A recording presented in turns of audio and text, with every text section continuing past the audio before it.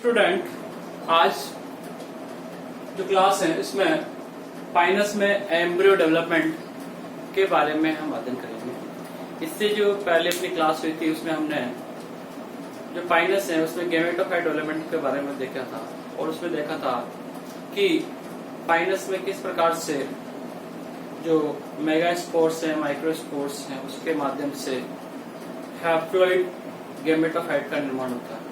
और गैमेटोफाइट निर्माण के दौरान वहां पर जो मेल गैमेटोफाइट्स हैं उसमें मेल गैमेट्स का निर्माण होता है और फीमेल गैमेटोफाइट में एग्स का निर्माण होता है।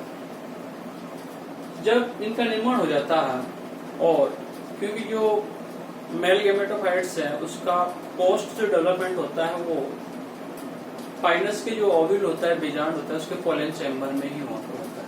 इस प्रकार से वहां पर क्या होता है, पोलन ट्यूब के माध्यम से जो मेल गैमेट है, मेल गैमेट्स को ओव्यूल में डिस्चार्ज कर जाता है, उनको वहां पर छोड़ देता है और छोड़ने के बाद में वहां पर फर्टिलाइज की प्रोसेस होती है। क्या होती है? फर्टिलाइजेशन, निषेचन की क्रिया होते हैं और निषेचन के माध्यम से दो हैप्लॉइड जो मेल गैमेट और फीमेल गैमेट्स, मेल गैमेट्स या एज हैं, दोनों आपस में फर्टिलाइज हो जाते हैं और फर्टिलाइज होने के बाद में उनके माध्यम से वहां पर जाइगोट का निर्माण हो जाता है। तो इस प्रकार से जो जाइगोट होता है, ये जाइगोट कैसा होता है? 2n होता है, द्विगुणित होता है, जबकि एज कैसा होता है? ये n होता है, हैप्लॉइड होते हैं। तो इस प्रकार से जो जाइगोट होता है वो जाइगोट स्पोरोफाइट्स की फर्स्ट स्टेज होती है और इसके द्वारा जो एम्ब्रियो का निर्माण होगा उसमें कंप्लीट जो डिविजन्स होंगे सारे के सारे कैसे होंगे? माइटोसिस होंगे, समसूत्रीविभाजन होते हैं। तो समसूत्रीविभाजन द्वारा बनने वाली जो सेल्स होती हैं उनमें क्रोमोसोम्स की संख्या क्या होती है? अपने जो मात्र कोशिका है उसके ही इक्वल होते हैं, उसके ही बराबर वहां पर होते हैं। इस प्रकार से क्या होता है, जो फर्टिलाइजेशन होता है और फर्टिलाइजेशन के माध्यम से एक प्रकार से जाइगोट का निर्माण हो जाता है। तो ये जो जाइगोट है, इस जाइगोट से ही एम्ब्रियो का डेवलपमेंट होता है, इसके माध्यम से ही भ्रूण का विकास होता है। तो जो एम्ब्रियो डेवलपमेंट है, इस एम्ब्रियो डेवलपमेंट को दो भागों में बांटा है। फर्स्ट है development of pro embryo from zygote. जो जाइगोट होता है उस जाइगोट के माध्यम से प्रो एम्ब्रियो का निर्माण, और दूसरा है development of embryo from pro embryo, मतलब प्रो एम्ब्रियो से एम्ब्रियो का डेवलपमेंट। तो हम देखते हैं कि पहला जैसे मान लीजिए जो ये यहाँ तक जो क्रियाएं होगी, ये जो स्टेज चलती है, ये सारी स्टेज क्या है? प्रो एम्ब्रियो डेवलपमेंट की। जब जाइगोट का निर्माण हो जाता है तो जाइगोट जो होता है वो द्विगुणित होता है और जाइगोट में क्या होता है? दो माइटोसिस डिवीजन होते हैं, दो समसूत्रीविभाजन होते हैं और समसूत्रीविभाजन के माध्यम से 4 फ्री न्यूक्लियस बन जाते हैं। क्या बन जाते हैं? 4 स्वतंत्र केंद्रकों का निर्माण वहां पर हो जाता है। ये जो 4 फ्री न्यूक्लियस है, न्यूक्लियाई है, इनमें फिर माइटोसिस डिवीजन होता है, एक माइटोसिस डिवीजन होता है और जो 4 जो कोशिका है उनसे माइटोसिस डिवीजन के माध्यम दुगनी हो जाएगी। तो 4 से कितने को सेल्स होगी? वो 8 सेल्स होते हैं, 8 न्यूक्लियाई का डेवलपमेंट वहां पर। अब जो 8 जो न्यूक्लियर सेल्स हैं ये क्या होती हैं? 4 के 4 के 2 टायर में, मतलब 2 कतारों में व्यवस्थित हो जाती है। तो 4 की जब 2 कतारें बन जाती हैं तो 4 की 2 कतारें बनने के बाद अब क्या होता है? यहाँ पर सेल वॉल फॉर्मेशन होता है, कोशिका भित्ति का निर्माण होता है, मतलब कोशिका का निर्माण स्टार्ट होता है। तो जो 8 जो फ्री न्यूक्लियाई हैं जो 4 के 2 टायर में हैं, उनके माध्यम से जो निचला जो टायर होता है, बेसल टायर होता है, वहां पर कंप्लीट सेल फॉर्मेशन हो जाता है, कोशिकाओं का निर्माण हो जाता है और वो जो टायर है उसको हम कहते हैं प्राइमरी एम्ब्रियोनल टायर। क्या कहेंगे उसको? प्राइमरी एम्ब्रियोनल टायर उसको कहते हैं। और जो ऊपरी जो टायर होता है, ऊपरी जो टायर होता है वो इनकम्प्लीट 4 सेल्स होती है, मतलब वो क्या होते हैं? कोशिका भित्ति का निर्माण वहां पर कंप्लीटली वहां पर निर्माण नहीं हो पाता। अतः ये जो टायर होता है, ये टायर एक प्रकार से जो डेवलपिंग एम्ब्रियो है, प्रो एम्ब्रियो है, उसको पोषण प्रदान करने का कार्य करते हैं। अतः इसे हम न्यूट्रिटिव, क्या कहेंगे इसको?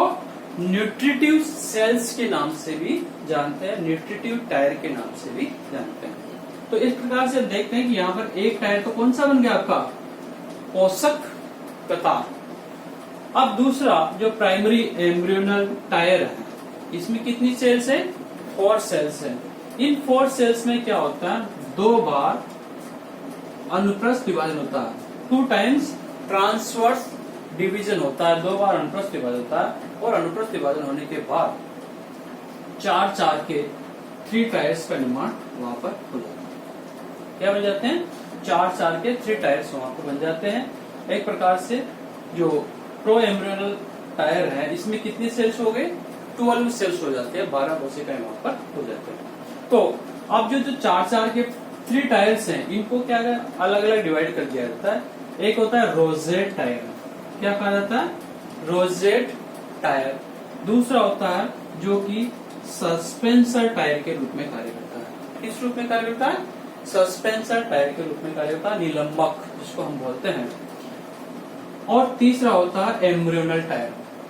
तीसरा कौन सा टायर हो गया आपका, एम्ब्रियोनल टायर। तो इस प्रकार से जो रोजेट टायर होता है, ये रोजेट टायर क्या होता है, बाद में सेल फॉर्मेशन डिवीजन के माध्यम से इस प्रकार से एक रोजेट सेल्स का निर्माण कर देता है। जो प्रो एम्ब्रियो होता है, उस प्रो एम्ब्रियो में रोजेट का निर्माण रोजेट टायर के द्वारा कर दिया जाता है। तो इस प्रकार से जो 4 जो कोशिकाएं हैं रोजेट टायर वाली, वो किसका निर्माण करते हैं, रोजेट सेल्स का निर्माण वहां पर करते हैं। और जो सस्पेंसर जो टायर है, ये सस्पेंसर टायर की जो सेल्स होते हैं वो इलोंगेटेड हो जाते हैं, दीर्घित हो जाते हैं, मतलब इनकी लंबाई बढ़ जाती है। और लंबाई बढ़ने के बाद ये जो टायर है, ये एक प्रकार से सस्पेंसर के रूप में कार्य करता है। किस रूप में कार्य करता है, ये सस्पेंसर के रूप में कार्य करता है। जब यहाँ पर क्या होता है, जब सस्पेंसर इसमें एम्ब्रियो का निर्माण स्टार्ट होता है, एम्ब्रियो फॉर्मेशन स्टार्ट होता है, तो ये टायर है, इसमें भी क्या होता है, ट्रांसवर्स डिवीजन होता है। और एक प्रकार से 2 सस्पेंस बन जाता है, प्राइमरी सस्पेंसर और सेकेंडरी सस्पेंसर। क्या बन गए, प्राथमिक निलंबक और द्वितीयक निलंबक। और जो एम्ब्रियोनल टायर है, जिसमें 4 सेल हैं, ये एम्ब्रियोनल टायर की जो 4 सेल्स हैं, ये ही आगे चल के क्या करते हैं, 4 एम्ब्रियोस का क्या करते हैं, डेवलप करते हैं, 4 एम्ब्रियो का क्या करते हैं, ये विकास करते हैं। तो इस प्रकार से जो 4 एम्ब्रियो हैं, 4 इससे कितने एम्ब्रियो बन गए, तो एक प्रकार से जो 4 एम्ब्रियोनल टायर्स हैं, उससे 4 एम्ब्रियो का निर्माण हो रहा है। अर्थात यहाँ पर रोजेटी पॉली एम्ब्रियोनी यहाँ पर देखने को मिलती है, पूंजी बहुभ्रूणता। तो इस प्रकार से क्योंकि यहाँ पर एक जो जायगोट है, उसके माध्यम से 4 एम्ब्रियो का निर्माण होता है, अतः इसे क्या करते हैं, पॉली एम्ब्रियोनी करते हैं, बहुभ्रूणता। अब तो इस प्रकार से ये तो आपका जैसे मान लीजिए ये किसका निर्माण हुआ, प्रो एम्ब्रियो का निर्माण आपका हो गया।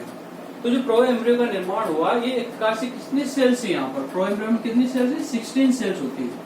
क्या होती है, 16 सेल्स होते हैं, 16 कोशिका होता है। 4 के क्या होते हैं, 4 टायर होते हैं, एक न्यूट्रिटिव टायर होता है, एक रोजेटिव टायर होता है, सस्पेंसर टायर होता है और एम्ब्रियोनल टायर होता है।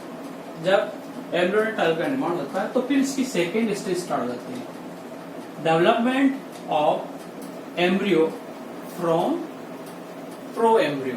प्रो एम्ब्रियो के माध्यम से किसका निर्माण, एम्ब्रियो का निर्माण, भ्रूण का निर्माण। अब जैसा कि हमने देखा, जो रोजेट टायर है, सॉरी जो न्यूट्रिटिव टायर है, न्यूट्रिटिव टायर के जो सेल्स होते हैं, वो ग्रोविंग जो एम्ब्रियो होता है, वृद्धि करता हुआ एम्ब्रियो होता है, उसके पोषण करते हुए क्या होते हैं, समाप्त हो जाते हैं। रोजेट टायर जो एम्ब्रियो होता है, उसका रोजेट सेल्स का निर्माण करता है। सस्पेंसर टायर क्या होता है, जो एम्ब्रियो होता है, उसका सस्पेंसर का निर्माण करता है, निलंबक का निर्माण करता है, जो कि डेवलपिंग एम्ब्रियो को क्या करता है, एंडोस्पर्म में धकेलने का कार्य करता है, ताकि उसको बराबर पोषण मिलता रहे, न्यूट्रिशन उसको मिलता रहे। और जो एम्ब्रियोनल टायर है, उस एम्ब्रियोनल टायर्स के माध्यम से क्या होता है, एम्ब्रियो का निर्माण होता है। जब इसमें एम्ब्रियो का निर्माण होता है, तो एम्ब्रियो में क्या क्या चीजें होती हैं, जो जिसको हम इस डायग्राम के माध्यम से दिखा सकते हैं। जो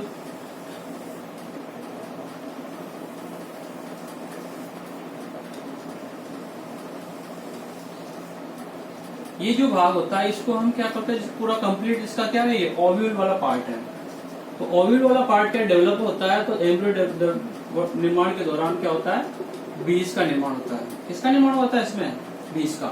तो जो बीज का जब निर्माण होगा तो इसमें ये जो पार्ट होगा, ये ऊपर वाला पार्ट, इस ऊपर वाले पार्ट को तुम क्या कहेंगे, इसको तो कहते हैं हम सस्पेंसर। क्या कहेंगे इसको, सस्पेंसर। एक प्रकार से ये क्या कर रहा है, इसका निलंबन के रूप में कार्य करता है। और इस प्रकार से इसमें क्या बन जाता है, यहां पर रेडिकल्स। क्या बन जाएंगे इसमें, रेडिकल्स का निर्माण यहां पर हो जाएगा। हिंदी में बोलते हैं इसको मूलांकुर। क्या बोलते हैं इसको, मूलांकुर। और जो रेडिकल्स हैं, रेडिकल्स के नीचे इस प्रकार से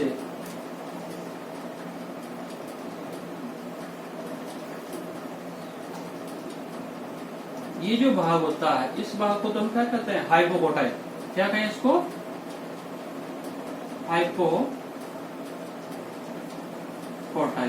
और ये नीचे वाला जो भाग होता है, इसको हम क्या कहते हैं, प्लूम्यूल, प्रोरंकुर। और ये जो भाग होता है, इसके जो चारों ओर का जो भाग होता है, जो क्या कर रहा है, इसको हम कहते हैं एंडोस्पर्म। क्या कहते हैं इसको, एंडोस्पर्म। और एंडोस्पर्म क्या करता है, जो एम्ब्रियो डेवलप हो रहा है उसको क्या करता है, न्यूट्रिशन प्रदान करने का कार्य करता है। सबसे बाहर का जो भाग होता है बीज, उसका भाग उसको कहते हैं टेस्टा। और अंदर वाला भाग होता है, उसको हम क्या कहते हैं, टैगमेन। क्या कहते हैं इसको, टैगमेन।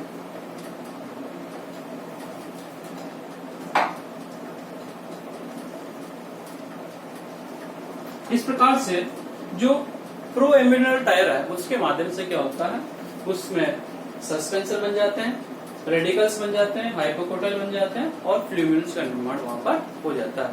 और ये जो एम्ब्रियो होता है, ये एम्ब्रियो का निर्माण होते ही जो आपका ओव्यूल्स भाग होता है, उस ओव्यूल्स की जो इंटेगमेंट होते हैं, वो इंटेगमेंट तो किसमें चेंज जाते हैं, टेस्टा और टैगमेंट में चेंज जाते हैं। एंडोस्पर्म होता है, एंडोस्पर्म न्यूट्रिशन के दौरान यूज किया जाता है। सस्पेंसर यहाँ पर रहता है, सस्पेंसर क्या करता है, इसको एंडोस्पर्म धकेलने का कार्य करता है। और इस प्रकार से एक कंप्लीट जो सीड्स का निर्माण यहाँ पर हो जाता है। फाइनस में सीड्स का निर्माण यहाँ पर होता है। और साथ ही साथ इसमें क्यों, कहाँ पर डेवलप हो रहा है इसका, ओविनिफेरस लीव्स पर होता है। तो जो ओविनिफेरस लीव्स होता है, साथ ही साथ इसमें क्या बन जाते हैं, विंग्स भी बन जाते हैं। क्या बन जाते हैं, विंग्स। तो इस प्रकार से इसमें कितने विंग्स पाए जाते हैं, 2 विंग्स पाए जाते हैं। जो सीड्स होते हैं, बीज होते हैं, उन बीजों में 2 विंग्स पाए जाते हैं, पक्ष पाए जाते हैं। इसके माध्यम से क्या होता है, हवा के माध्यम से एक स्थान से दूसरे स्थान तक ये पहुंच जाते हैं। तो इस प्रकार से जो इनमें एम्ब्रियो का डेवलपमेंट हो जाता है। और एम्ब्रियो डेवलपमेंट के बाद में फिर आता है आपका सीड्स का निर्माण हो गया। सीड्स का निर्माण होने के बाद आता है आपका सीड जर्मिनेशन। सीड जर्मिनेशन, यहाँ पर जो सीड जर्मिनेशन होता है वो एपीजियल टाइप का होता है। किस टाइप का, एपीजियल। भूमि मतलब भूमि के ऊपर। जो मैंने जैसे कि आपको सीड्स का डायग्राम बताया था, सीड का डायग्राम देखा था, तो हमने रेडिकल्स देखे थे। रेडिकल्स मूलांकुर होता है, जो कि जमीन में, जो भूमि में चले जाते हैं। उसके बीच में हाइपोकोटाइल होता है, और ऊपर क्या होता है, फ्लूइड होता है। जब जर्मिनेशन होता है, तो जर्मिनेशन के दौरान यहाँ पर क्या होता है, हाइपोकोटाइल भाग की क्या होती है, वृद्धि एकदम होती है। और हाइपोकोटाइल के भाग की वृद्धि होने के कारण जो फ्लूम्यूल्स होते हैं, वो क्या होते हैं, भूमि के बाहर हो जाते हैं। तो इस प्रकार के जो अंकुरण होते हैं, उसको क्या कहते हैं, भूमि या एपीजियल जर्मिनेशन कहते हैं। और जो प्लूम्यूल्स होते हैं, उन प्लूम्यूल्स के माध्यम से क्या बन जाते हैं, वहां पर जो फर्स्ट जो लीफ कोटिलिडन्स बन जाते हैं, कोटिलिडन भाग में, वो लीफ प्राइमरी लीव्स में डेवलप हो जाते हैं। वहां से एक नए जो प्लांट्स होता है, स्पोरोफाइटिक प्लांट्स, उस स्पोरोफाइटिक प्लांट्स का निर्माण पर हो जाता है। Thank you.